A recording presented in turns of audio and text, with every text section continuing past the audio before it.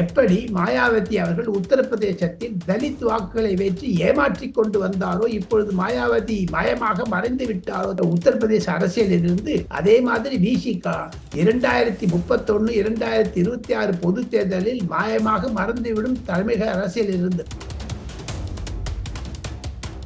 அர்ஜுநாதன் என்பவர் திருமாவளவனுடைய அனுமதி இல்லாமல் அது பேசி இருக்க மாட்டார். திருமாவளவன் வேண்டுமென்றே மாண்புமிகு முதலமைச்சர் மு.க.ஸ்டாலினுக்கு தலைவலி கொடுக்க வேண்டும், கட்சியில் பிளவை உண்டாக்க வேண்டும், எதிர்கட்சிகள் ஒன்றாக கூடாது என்றெல்லாம் சொல்லுகிறார்கள். செல்வ பெருந்தகையை போட்ட உடனே தமிழ்நாடு காங்கிரஸ் தலைவராக பிசிகாக்கு என்னங்க கோபம் வந்துருச்சு? எதுக்குங்க அவர் அப்படி அறிக்கை விடணும்?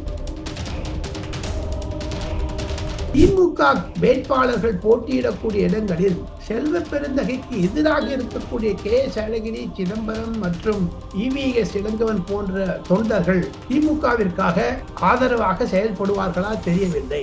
அதே மாதிரி திமுகவினர் காங்கிரஸ் வாக்காளர்களுக்கு ஒற்று பெற்று ஓட் டிரான்ஸ்பர் ஆகுமா என்று நான் சந்தேகப்படுகிறேன். தமிழக அரசியலில் செல்வ பெருந்தகை என்பதற்கு சரியான சாட்டை அடி பதில் கொடுத்தார் அண்ணாமலை அவர்கள். விஜய் தலைமையார் பி.எல். சந்தோஷை சந்தித்து விட்டார், அரவிந்த் மேனனை சந்தித்து விட்டார், நட்டாவை சந்திக்க இருக்கிறார், அமித்ஷாவை சந்திக்க இருக்கிறார். 27ஆம் தேதி பிரதமர் நரேந்திர மோடி முன்னதாக அவர் சேருவார். 26ஆம் தேதி தன்னுடைய ராஜினாமாவை காங்கிரஸ் எம்எல்ஏ பதவி 3 முறைக்கு பிறகு கொடுப்பார். நட்டா அவர்கள் விஜய் தரணியை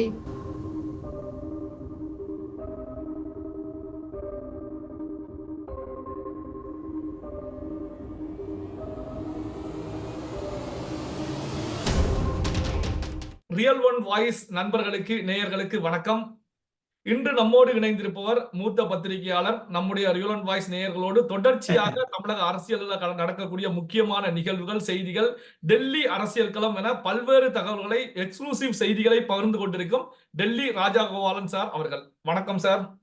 நமஸ்தே. நமஸ்தே சிவா சார். இப்போ பாத்தீங்க அப்படின்னா சார், ஒரு ஊடகத்துக்கு விசிகாவுடைய, அதாவது சமீபத்தில் விசிகாவுடைய துணை பொதுச் செயலாளராக பதவியேற்றுக் கொண்ட ஆதவ் அர்ஜுன் அவர்கள் தெரிவிக்கும் போது, விசிக தலைவர் தொல் திருமாவளவன் அவர்கள் தலித் தலைவர் அப்படிங்கிறதுனாலதான் ஒரு ஆட்சி அதிகாரத்துக்கு வர முடியாமல் இருந்துட்டு இருக்காங்க, ஆனால் இது மாற்றப்படும், தற்போதைய நிலையில 4 எம்எல்ஏக்கள் 2 எம்பிக்கள் இருந்தாலும் இனி வரக்கூடிய எதிர்காலத்தை பொறுத்த வரைக்கும் விசிக தமிழகத்திலையும் மத்தியிலையும் அமைச்சரவையில இடம்பெறும் அப்படின்னு சொல்லி கருத்துக்களை முன்வைக்கிறாங்க. அப்போ மத்தியிலையும் மாநிலத்திலையும் அமைச்சரவையில இடம்பெறும் அப்படின்னா இது என்ன அடிப்படையில் இதை தெரிவிக்கிறாங்க? விசிகாவை பொறுத்த வரைக்கும் திமுகவுக்கு செக் வைக்கிறார்களா சார்? அமைச்சரவையில எங்களுக்கு இடம் கொடுங்க அப்படின்னு சொல்லி செக் வைக்கிறாங்களா சார்? செக்ல ஒண்ணும் கிடையாது. அவங்க கொடுக்கிற சீட்டை வாங்கிட்டு போறாங்களே தவிர செக் வாங்குவாங்களே தவிர செக் கொடுக்க மாட்டாங்க சிவா. அவர் இலங்கை அதிபர் ராஜபக்சேயை பார்க்க போது கூட செக் வாங்கிட்டாங்களே தவிர செக் வைக்கல. அவங்க செக் வைக்க மாட்டாங்க. எப்படி மாயாவதி அவர்கள் உத்தரப்பிரதேசத்தில் தலித் வாக்குகளை வைத்து ஏமாற்றி கொண்டு வந்தாரோ, இப்பொழுது மாயாவதி மாயமாக மறைந்து விட்டாரோ உத்தரப்பிரதேச அரசியலில் இருந்து, அதே மாதிரி விசிக 2031 2026 பொது தேர்தலில் மாயமாக மறந்துவிடும் தமிழக அரசியலில் இருந்து. காரணம், அதிமுகவோட பேசிட்டு இருக்காரு. ராகுல் காந்தி கிட்ட போய் கமல்ஹாசனை சேர்த்துக்கோன்னுவாரு. அவர் எப்பவுமே ஒரு இரட்டை வேடம் போடக்கூடிய மகா மனிதனாகத்தான் பலர் பார்க்கிறார்கள். ஆக மொத்தம் தாங்கள் குறிப்பிட்ட துணை பொதுச் செயலாளர் விசிக அவர் எதிர்பார்ப்பது துணை முதலமைச்சராக மத்திய அமைச்சரவையில் அமர வாழ்த்துக்கள். அவர்கள் ஆசைப்படுவது தவறே கிடையாது சார். அதே நேரத்தில் எடுத்துக்கிட்டீங்க அப்படின்னா சார், இந்த ஆதவ் அர்ஜுன் அவர்கள் கடந்த காலத்துல திமுகவுக்கு ஒரு கன்சல்டன்டாகவும் செயல்பட்டாங்க, அதே நேரத்தில் இப்ப விசிகாவுக்கும் செயல்பட்டாங்க, இப்ப விசிகாவுல பதவிக்கு வந்திருக்காங்க. அப்போ தற்சமயத்துல இது போன்ற ஒரு கருத்துக்களை முன்வைக்கிறாங்க அப்படின்னா, இன்னொரு பக்கம் தொகுதி பங்கீடு விவகாரமும் முட்டுப்படாத நிலையில தான் விசிகாவுக்கும் திமுகவுக்கும் சென்றுகிட்டு இருக்கு. அந்த சமயத்துல இது போன்ற கருத்துக்களை முன்வைப்பதுதான் சார் பல்வேறு கேள்விகளை உருவாக்கிட்டு இருக்கு. அதாவது அர்ஜுநாதன் என்பவர் திருமாவளவனுடைய அனுமதி இல்லாமல் அது பேசி இருக்க மாட்டார். திருமாவளவன் வேண்டுமென்றே மாண்புமிகு முதலமைச்சர் மு.க.ஸ்டாலினுக்கு தலைவலி கொடுக்க வேண்டும், கட்சியில் பிளவை உண்டாக்க வேண்டும், எதிர்கட்சிகள் ஒன்றாக கூடாது என்றெல்லாம் சொல்லுகிறார்கள். எங்க செல்வ பெருந்தகையை போட்ட உடனே தமிழ்நாடு காங்கிரஸ் தலைவராக பிசிகாக்கு என்னங்க கோபம் வந்துருச்சு? எதுக்குங்க அவர் அப்படி அறிக்கை விடணும்?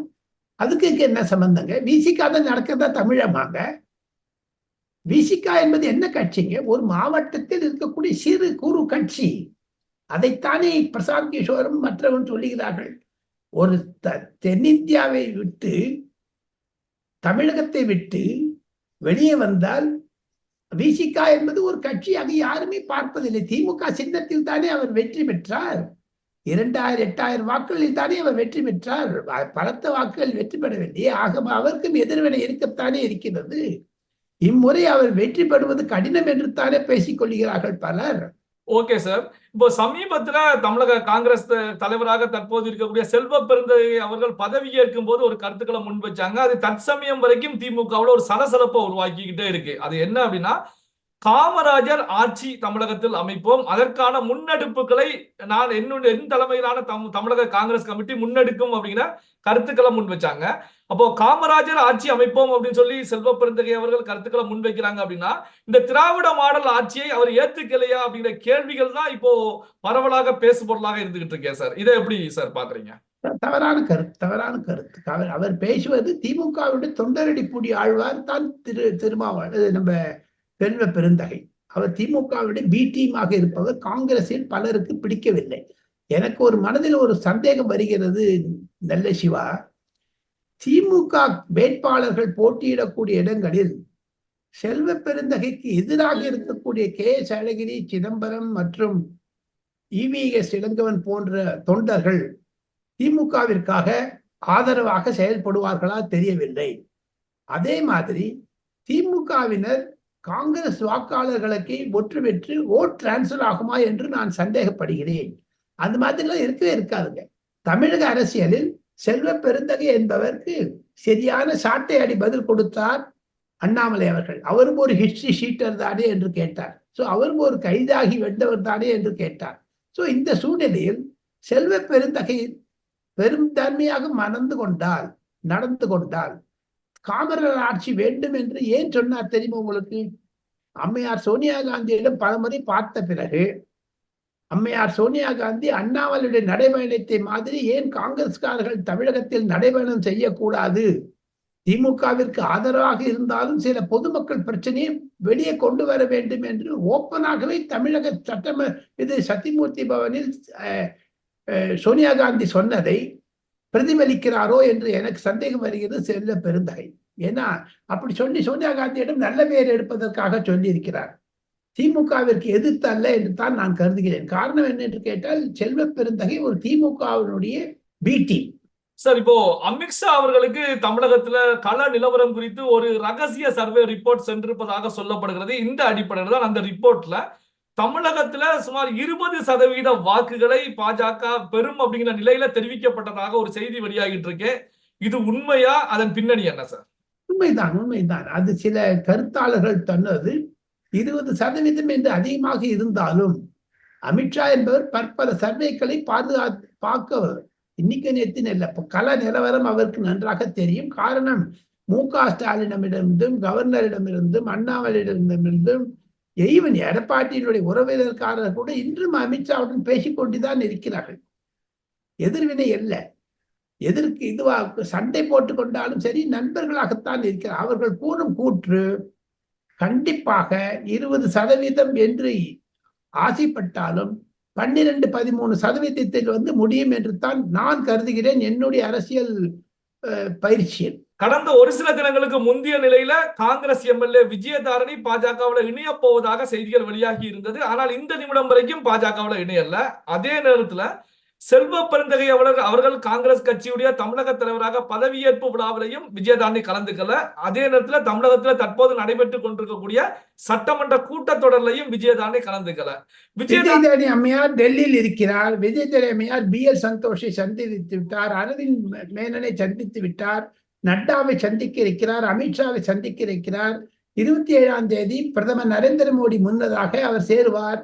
26ஆம் தேதி தன்னுடைய ராஜினாமாவை காங்கிரஸ் எம்எல்ஏ பதவி 3 முறைக்கு பிறகு கொடுப்பார்.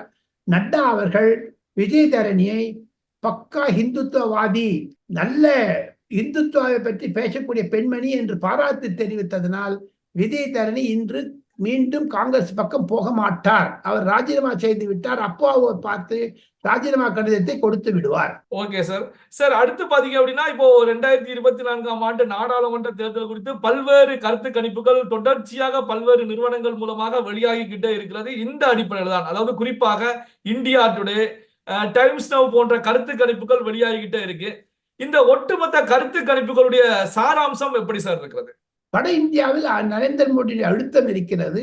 தமிழகத்தில் மீண்டும் திமுகவிற்கு பக்க பலமாக இருக்கக்கூடிய ஒரு வாக்கு வங்கி சரிவை எதிர்த்து போகிறது, நகர்ந்து போகிறது. திமுக இந்த முறை பற்று பின்னணிப்பட்டாலும் ஆச்சரியப்படுவதில்லை என்றுதான் சில டைம்ஸ் நவ், ரிபப்ளிக் போன்ற தொலைக்காட்சி நிறுவனங்கள் தருகிறது. மொத்தமாக பார்த்தால் 3வது முறையாக நரேந்திர மோடி வந்து விடுவார் என்பதுதான் முக்கியத்துவம். நெல்லை சிவா சார், சமீபத்துல அண்ணாமலை அவர்கள் என்ன தெரிவிச்சாங்க அப்படின்னா, ஆட்சி அதிகாரத்துல இருக்கக்கூடிய மக்களால் தேர்ந்தெடுக்கப்பட்டவர்கள் எங்கள் பக்கம் வருவாங்க, விரைவில் நீங்க அதை பார்க்க போறீங்க அப்படின்னு சொல்லி தெரிவிச்சிருந்தாங்க. இப்ப மோடி வருகையின் போது இது இரண்டு சிட்டிங் எம்பிஸ், 2 எம்எல்ஏக்கள், பல முன்னாள் எம்எல்ஏக்கள் வர இருக்கிறார்கள். நரேந்திர மோடியின் ஆட்சி திட்டம் 27ஆம் தேதி வரை பொறுத்திருந்து பாருங்கள் என்று சொல்லி நாம் இருவரும் இந்த பேட்டியை முடித்துக் கொள்ளலாம் என்று நினைக்கிறேன். நமஸ்காரம். ஓகே, பல்வேறு தகவல்களை நம்முடைய ரியல் அண்ட் வாய்ஸ் நேயர்களோடு பகிர்ந்து கொண்டதற்கு ரொம்ப நன்றி சார். நன்றி. நமஸ்தே. நமஸ்காரம் சார். நன்றி சார்.